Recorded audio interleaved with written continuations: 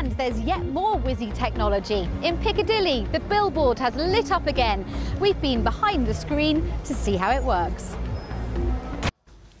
Now, this is the new look Piccadilly Circus, shining brightly after 9 months of darkness when the billboards were switched off for a makeover to replace the patchwork of lots of small screens with a single giant one. Wendy Hurrell is there for us this evening to tell us more. Wendy.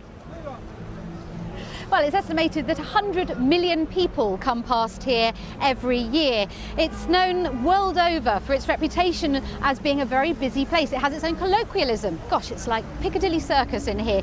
For your average Londoner, it's a sort of head-down slalom as quickly as possible into a quieter side street, away from the ambling tourists who are quite rightly enjoying one of London's landmarks. But it's been undercover for the best part of this year, while a new structure has been put in place, holding almost 6,000 LED panels. Well, earlier this month, I went behind the screen to see how it all works.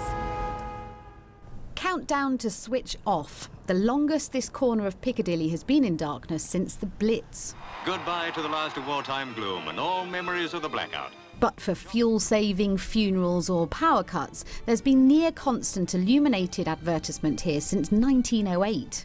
The vibrant spectacle of its 1,000 flashing lights, its cosmopolitan crowds, and its confusion of traffic is famous the world over.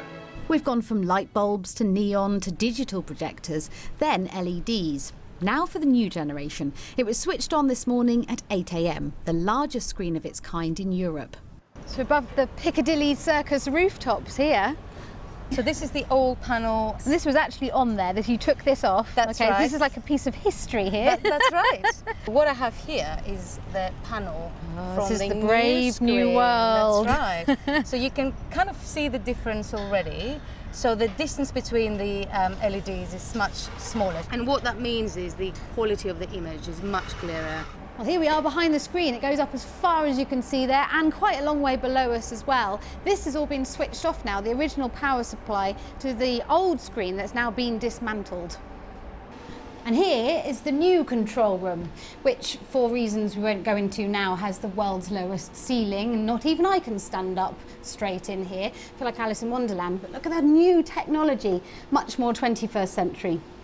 It'll work on algorithms that can be tailored to create relevant content. Powerful computers, those ones, I imagine. That's right, yes. It's just some basic screens that show what's displaying on the screen right now. Yeah. You know what, you're beaming across Piccadilly Circus. That's right. So on a cold day, that might be adverts for winter coats, for example. Lansec, the owners of the screen, have said it's not watching us. How many bulbs when it's all up? Gosh, so it's about 11.58 million LEDs, so it's quite a lot of them. A lot of little bulbs. Yes. But when it's that shiny, we'll be watching it.